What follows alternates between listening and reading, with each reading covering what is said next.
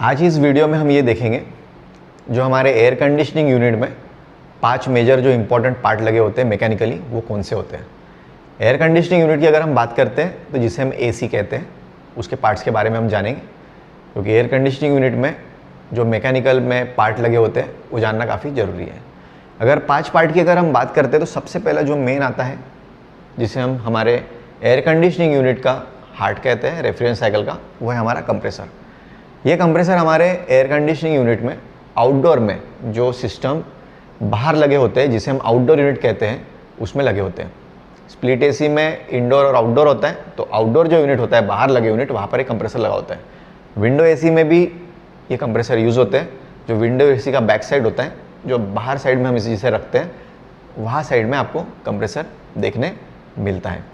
Window AC या split AC, दोनों ही AC में आपको कंप्रेसर देखने मिलते हैं। या एयर कंडीशनिंग यूनिट की अगर हम बात करते हैं, जो दूसरे भी हमारे एसीज आते हैं, उसमें भी आपको कंप्रेसर्स देखने मिलते हैं। कंप्रेसर काफ़ी मेन पार्ट है हमारे रेफ्रिजरेशन साइकिल का।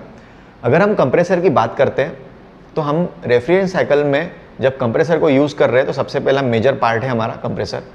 और एसी की अगर हम बात करेंगे तो एसी में जो कंप्रेसर का हम जो टाइप यूज़ कर रहे हैं वो रोटरी कंप्रेसर हम यूज़ कर रहे हैं। तो जो टेक्नोलॉजी है, रोटरी टेक्नोलॉजी है। इसमें रोटर से हम गैस को कंप्रेस करते हुए हाई प्रेशर से इसे हम डिस्चार्ज करते हैं, बाहर थ्रो करते हैं। अगर इस कंप्रेसर की हम बात कर रहे हैं तो आपको इस तरह कंप्रेसर मार्केट में और यूनिट्स में देखने मिलता है। कंप्रेसर की अगर बात करेंगे तो ये हमारा कंप्रेसर हो गया, और कंप्रेसर के बाजू में यहाँ पे जो सिलेंड्रिकल शेप में दिख रहा है, ये हमारा एक्यूमुलेटर हो गया। जो मेन कंप्रेसर है, ये सेंटर वाला जो कंप्रेसर है, इसे मेन कंप्रेसर कहा जाता है। कंप्रेसर के साथ में यहाँ पर एक्यूमुलेटर लगा होता है। इसे हम कंप्रेसर नहीं कहते हैं, इसे ही हम कंप्रेसर कहते हैं। इसी के अंदर में मोटर की वाइंडिंग होती है, और मोटर की वाइंडिंग यहाँ पर जो रोटर लगा होता है, उस रोटर को वहाँ पर रोटेट करता है। तो मोटर और रोटर, कंप्रेसर में हम अगर देखते हैं तो एक इलेक्ट्रिकल पार्ट जिसे हम मोटर कहते हैं, जो कंप्रेसर में मोटर लगी होती है। और अगर रोटरी अगर कहेंगे तो रोटर इसकी टेक्नोलॉजी हो गई, रोटरी। तो रोटरी ये मैकेनिकल चीज़ हो गई इसमें, क्योंकि यहाँ पर गैस को कंप्रेस करके हम हाई प्रेशर से डिस्चार्ज कर सकते हैं रोटर से।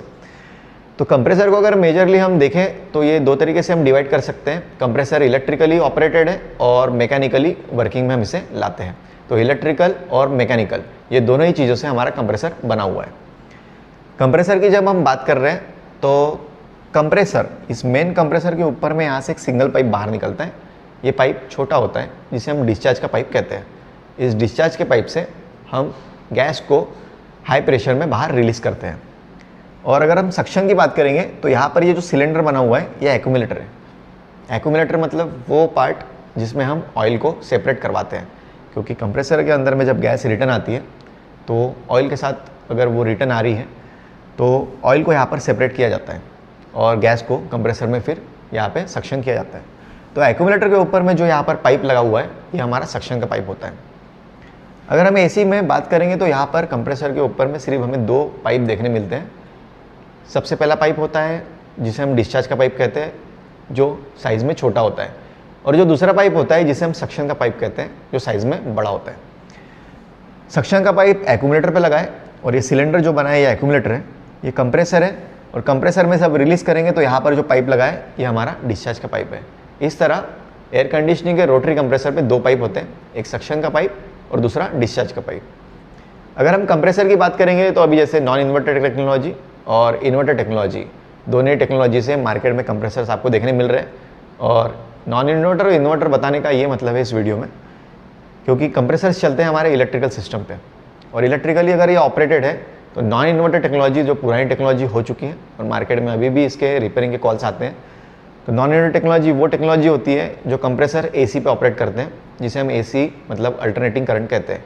Alternating current 220 volt AC 50 hertz होता है सिंगल फेज में। अगर हम इन्वर्टर कंप्रेसर्स की बात करेंगे, जो एयर कंडीशनिंग यूनिट इन्वर्टर हमारे पास में आते हैं, वो डीसी पे ऑपरेटेड होने वाले कंप्रेसर है, जो पीसीबी से ऑपरेट होते हैं। डीसी मतलब डायरेक्ट करंट। हम कंप्रेसर्स को 300 वोल्ट डीसी से लेके तो 350 वोल्ट डीसी के बीच में इसमें ऑपरेट करवाते हैं। इस तरह इसमें 2 मेजर चीज़ें हुई, एक नॉन इन्वर्टर कंप्रेसर और एक इन्वर्टर कंप्रेसर। पर हम इसमें जब रोटरी कंप्रेसर की बात कर रहे हैं तो रोटरी कंप्रेसर का काम ही है, कंप्रेसर से ही हमें पता चलता है कंप्रेस करना है हमें गैस को और हाई प्रेशर में इसे डिस्चार्ज करना है। और रोटरी इसकी टेक्नोलॉजी है। कंप्रेसर के बाद में जो इसमें सेकंड हमारा जो पार्ट आता है वो कंडेंसर है। कंडेंसर हमारे आउटडोर यूनिट में लगा होता है, स्प्लिट एसी में और विंडो एसी में भी आपको देखने मिलेंगे। कंडेंसर की अगर हम बात करते हो तो कंडेंसर हमारे सिस्टम में दो टाइप से आते हैं। सबसे जो पहला टाइप है वो है हमारा कॉपर का कंडेंसर, और दूसरा जो कंडेंसर होता है वो हमारा एल्यूमिनियम का कंडेंसर होता है। कंडेंसर यहाँ पर हम हीट एक्सचेंजिंग के लिए यूज़ करते हैं। जब कंप्रेसर से हाई प्रेशर में हम गैस को डिस्चार्ज करते हैं तो वहाँ पे टेम्परेचर भी काफ़ी हाई होता है। तो कंडेंसर का जो काम है, गैस में जो हाई टेम्परेचर है उस टेम्परेचर को कम करता है यहाँ पर कंडेंसर। और कंडेंसर की जब बात करेंगे तो कंडेंसर ये फिन टाइप्स कंडेंसर हम यहाँ पर यूज़ कर रहे हैं, जो कॉपर के कंडेंसर होते हैं एयर कंडीशनिंग यूनिट में। और यहाँ पर एल्यूमिनियम के भी आपको कंडेंसर देखने मिलते हैं। तो इस तरह ये हमारा सेकंड पार्ट है जो रेफ्रिजरेशन साइकिल में आता है, जिसे हम कंडेंसर कहते हैं। और कंडेंसर कंप्रेसर के बाद में लगता है। कंडेंसर के अगर बाद हम देखते हैं तो कंडेंसर के बाद में जो हमारा पार्ट आता है जिसे हम फिल्टर और उसके बाद में कैपिलरी कहते हैं।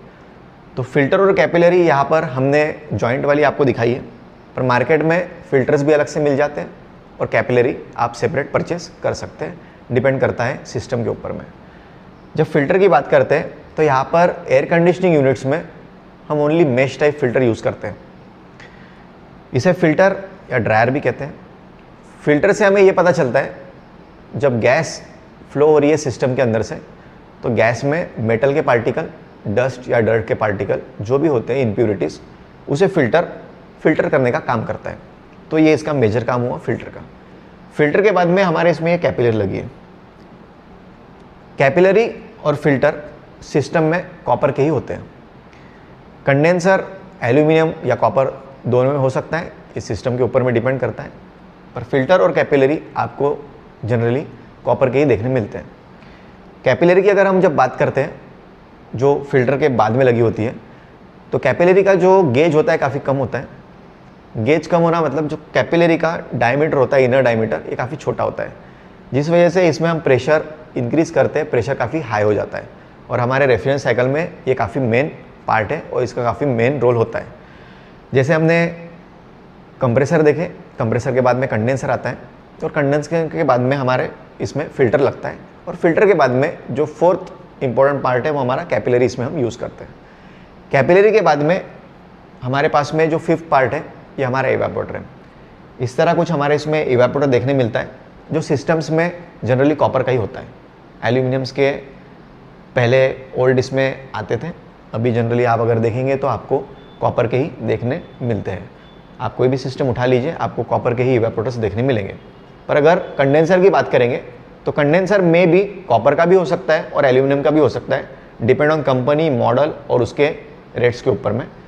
पर अगर हम इवेपोरेटर की बात करेंगे तो इवेपोरेटर हमें कॉपर का ही मिलता है। इवेपोरेटर भी हमारा हीट एक्सचेंजिंग में आता है। जैसे रूम की जो हीट है उसे कूल करने का काम है, और ये इवेपोरेटर है, ये फिन्स टाइप होता है। और अगर इवेपोरेटर की बात करेंगे तो इसमें गैस जब पास होती है तो गैस का प्रेशर भी काफ़ी कम होता है और गैस का टेम्परेचर भी काफ़ी कम होता है, जिसके हेल्प से हम हमारे रूम को ठंडा कर सकते हैं। तो ये हमारा फिफ्थ मेजर और इम्पॉर्टेंट पार्ट हुआ इवेपोरेटर। तो सबसे पहले हमने जो पार्ट देखे थे हमारे इसमें, ये था कंप्रेसर, हमारे एयर कंडीशनिंग के रेफरेंस साइकिल में जो रोटरी कंप्रेसर हम यूज़ करते हैं, और उसी के साथ में यहाँ पर एक्यूमुलेटर लगा हुआ है। कंप्रेसर के बाद में अगर हम देखेंगे तो हमारा ये कंडेंसर हुआ। ये कंडेंसर हमारा सेकंड मोस्ट इंपॉर्टेंट पार्ट है जो हमारे रेफ्रिजरेशन साइकिल में काम आता है। कंडेंसर की अगर बात देखेंगे हम तो यहाँ पर फिल्टर है।